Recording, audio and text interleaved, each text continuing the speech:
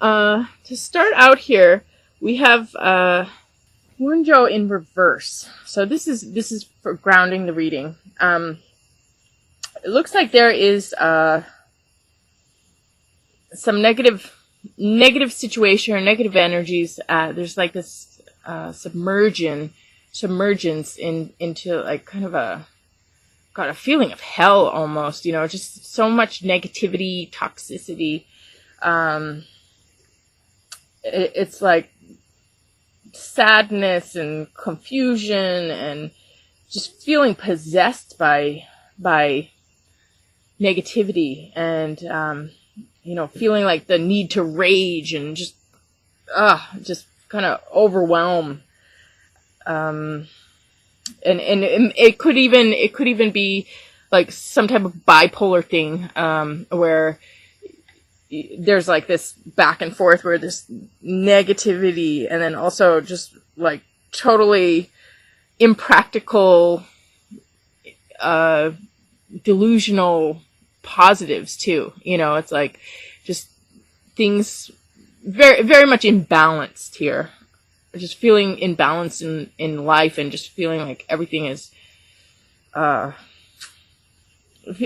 a feeling of alienation, feeling like you're alone, you're stuck, you're confused, you're overwhelmed, just feeling down, just like brought to your knees with the negativity. And, but this is paired with the being able to find that, star to follow you out, find that light at the end of the tunnel. And being able to, sometimes when we hit rock bottom, that's when we start to actually get that spiritual strength, where we surrender and we realize that the situation is beyond us and we reach to something higher and realize that we surrender to the reality and then ask for help. And that help is there. So, you're wanting to know what to do or how to get out of something, and you receive this knowledge, you receive this connection with the universe, or this feeling of being carried through a hard time. So, it's just, you're being picked up out of a really negative situation here. So we start out, these are the moving lines, so these are steps in time, and we start out with Chocolata, which is about getting your balance and starting to, like, it's almost like all of a sudden you become really aware of what is intoxicating you, what is bringing you down, what is knocking you to your knees, what is really, making you on those extreme highs where you're feeling excessive with everything, where you're feeling that rage or that depression and that alienation and being brought to your knees where you just can't handle things anymore. And really getting a grip on what it is that's influencing you, what it is that is making you feel off balance. And Chocolata has to do with understanding that everything's okay in moderation, but if you have too much of it, it can be a poison. So everything can be a medicine in moderation, but you got to see when you're losing respect for that medicine and it's becoming an addiction where it's taking over for you. When all of a sudden you lose your power and you've given it over to something else, and becoming aware of where you've given your power. How have you given your power away? To what? And taking that power back. So there's this first step here in taking your power back and becoming aware of what you're taking in, what you're surrounding yourself with. So this can be, any food, any drink, any food, any smoke, anything you're putting into your body. It can also do with people. Any thoughts that people are putting into your head, a lot of times if you have a person who is just, emotionally manipulating you or, emotionally or psychologically abusing you in some way, this totally throws you off. I mean, you're going to be off with everything, and you got to see what's the poison. Where have you given your power away? And you got to take that back, and you got to realize that you can't have that in your environment anymore, or you can't have that being put into your body anymore. Something has to change, because you just can't go on like this. Something has to change. So, as soon as you have respect for whatever it is that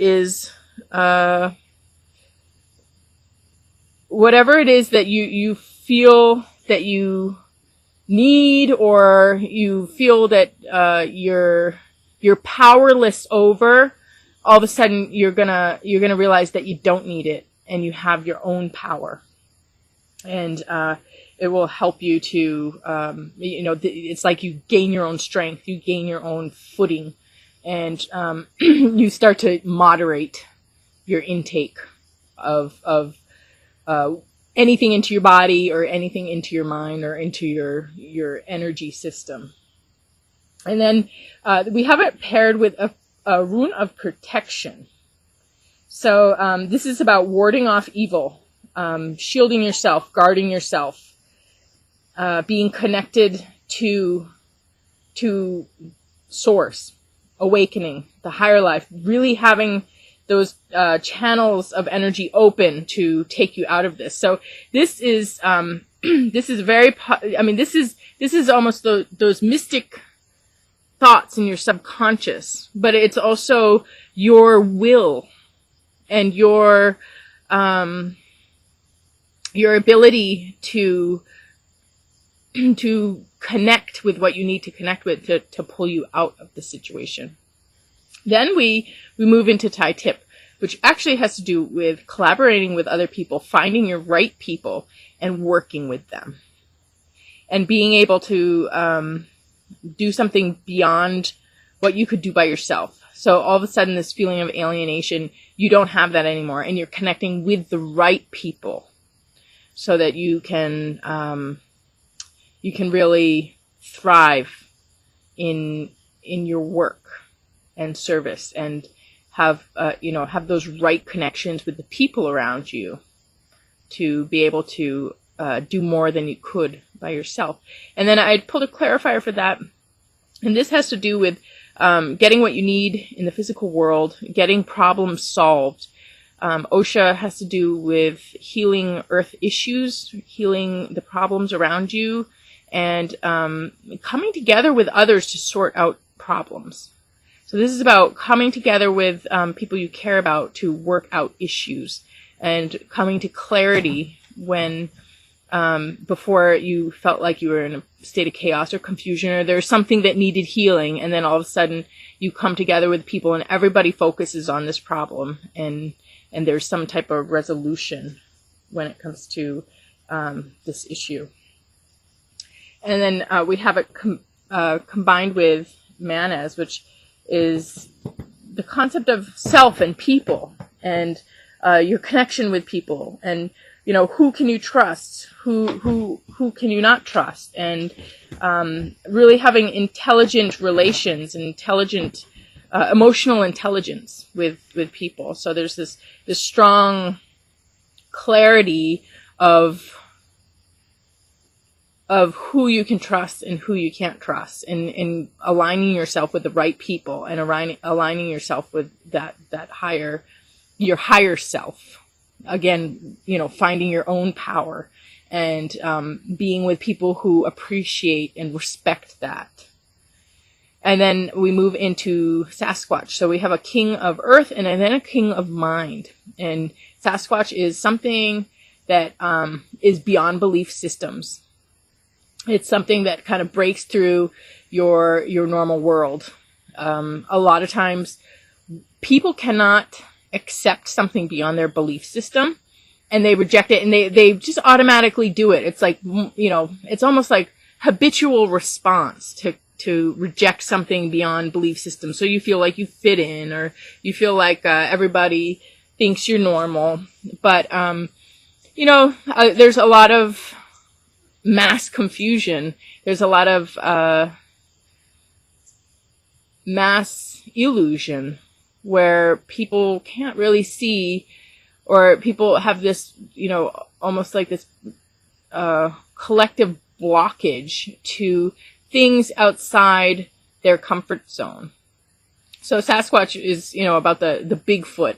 So, there's a lot of proof that the Bigfoot exists, but, if somebody were to ask us, a lot of times even, we might even believe in something, but then in a group of people we'll say that we don't, just because we don't want to get into it, or, you just go with the status quo. So this is about, or, aliens or whatever. A lot of people will, they can't believe in the existence of an alien. And then if you actually happen to see some UFO type thing, it's almost like you can't believe it, or you can't make sense of it. And you start to try and make sense of it in terms of what your belief system is. And somehow it doesn't really fit. It doesn't really make sense. There's just, something there that just doesn't, there's still something that is not, not panning out with, how it could be possible. So then all of a sudden you start to realize that, okay, maybe you're seeing something beyond what you normally have seen in the past. Maybe you're seeing something beyond what you're used to, what you've seen your entire life or believed in your entire life. There's something that just doesn't make sense right in front of you. So now all of a sudden you have something outside of your belief system that you're going to have to break down your personal beliefs to start to accept or embrace the truth of your experience.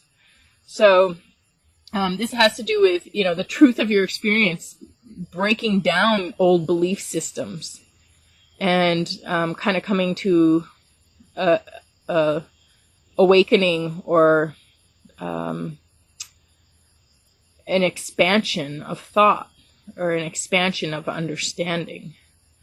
And then I drew a clarifier on this, and this is about something being born in your life that's beyond you. And there's something that wants to come in, or something that is coming into your life, some way in which your life is changing, or some way in which your life is greatly improving in your physical world, and it's beyond you. So it's interesting because we have this concept of being beyond, and having this beyondness coming into our regular everyday life. So this is, I find this very interesting, with the resourcefulness, we're reaching up beyond where we normally have, we're going beyond our usual limits for help. And then we have experiences that take us beyond our limited thinking, or our past belief system. And then we have something beyond actually coming in and manifesting in our lives that really takes us for a ride, and changes everything. So there's this big kind of movement from the beyond into your personal experience of life and personal understanding. And then we have the rune combined with this that has to do with like the harvest, and finally breaking through, and having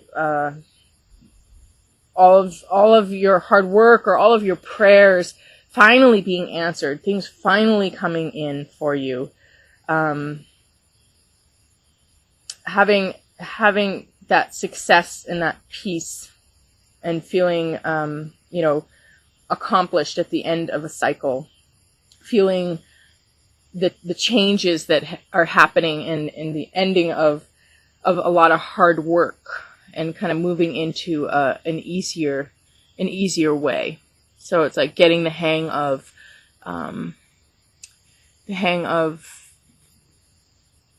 a life that you haven't been living. You know, that a lot of times it's hard for us to get into the groove of something new. It's hard for us to break habits and become strong without addictions. It's hard for us to form new habits and, you know, all of a sudden find that strength to start doing something that you haven't been doing before.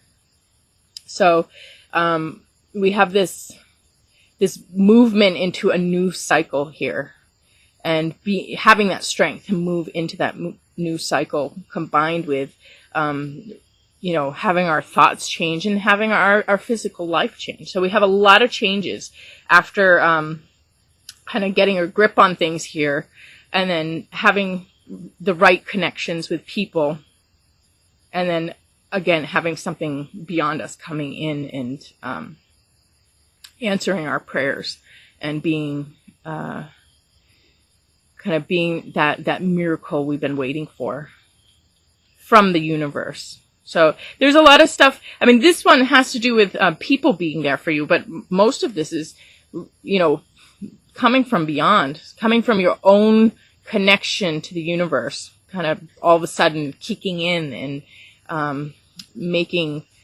things work for you. So then we have what is healing, and then we have this change in your life. So again, this big change here, and finding something that you love so much that you have to revolve your life around and change things for. It's like when you have a baby, you have to change your whole life. I mean, when you get pregnant, you know, everything has to change. You got to, because, you know, either you do that or you don't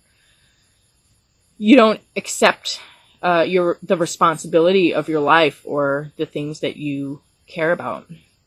So it could be, I mean, this is Little Red Amore, which is the reason I ended up getting a chicken flock, and then changing the course of how I do oracles, changing the course of how I express the importance of connecting with nature. And it you know, the chickens really did change the course of my life, even though they're just chickens. I still saw the value of them, and I love them, and I really changed my life to embrace them, because I felt that there was such an important love and message and experience about the chickens that is really important for people to learn about, and something important for me to keep and cherish and, you know, acknowledge as sacred.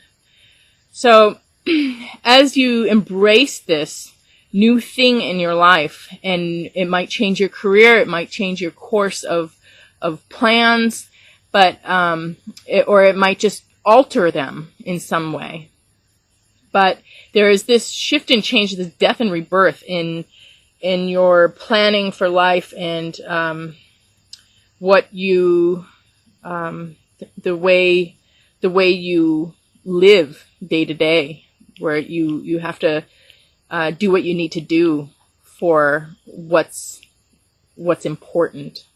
I mean, it's like if you don't do this, you just don't feel good about yourself. So you gotta do this, and you gotta make your life good for whatever this is that is coming in. So you have a healing around this. So which means that there is something already in your life, but now you're getting the strength to really embrace this change, and you're really kind of accepting the fact that this is a part of your life now, and you need to make space for that and make plans with that in mind. And I drew a clarifier on that, and it's just about shaking things off, purifying yourself, getting into a positive space, and getting rid of all that toxicity and negativity, becoming calm and pure. So this is lavender. Lavender cleanses the skin, it cleanses the aura, and you shake things off and come back to yourself, where there's nothing kind of taking away from the sense of who you are. And then the rune here, combined with that has to do with inheriting property, inheriting a home, or inheriting some type of physical thing.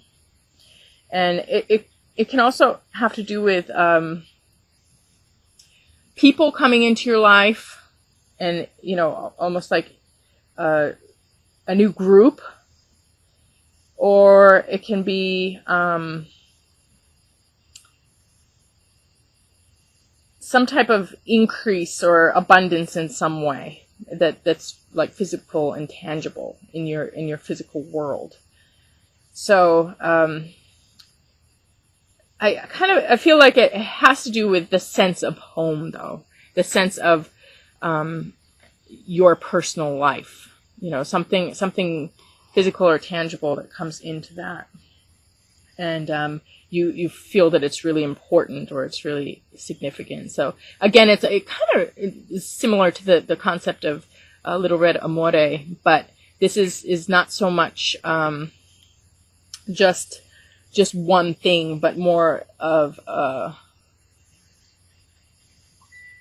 I guess it could be one thing, but more of this like a new foundation of something that comes in. So it's not just something that you have to change your foundation for, but it's actually like your foundation is changing, and you have, this is like a perfect timing for your foundation to change when you have something that you really need to be providing for, or changing your life for. And then we have the overall message card, which is people that are bound for a lifetime. People who are with you unconditionally, no matter what. You can do no wrong. And they're there for you all the time. And you can always rely on these people. And they're just solid help, solid therapeutic relation. So, you know, the overall message card is something that you should definitely think about and keep in mind. So if there is somebody in your life, definitely draw on that person. Or, you know, if there's something a little rocky, it's like you have to know who's there for you when the going gets tough. When, you know, everything hits the fan, where, you know, who's there, who's left standing, who's there, who's your forever, who's never going to judge you and let you fall and be there for you to, you know, give you a hand out. And then we have that combined with strength and endurance and protection, and trustworthiness, dependability, reliability. So this is just like, again, a really solid relationship here that that, you know, may trump, you know, this new situation. This does have to do with a group. It's not just one person, but you know, it's almost like one person can bring you to a group, or one person can be there for you to align you with the right group. But you definitely have new things coming in, new changes, and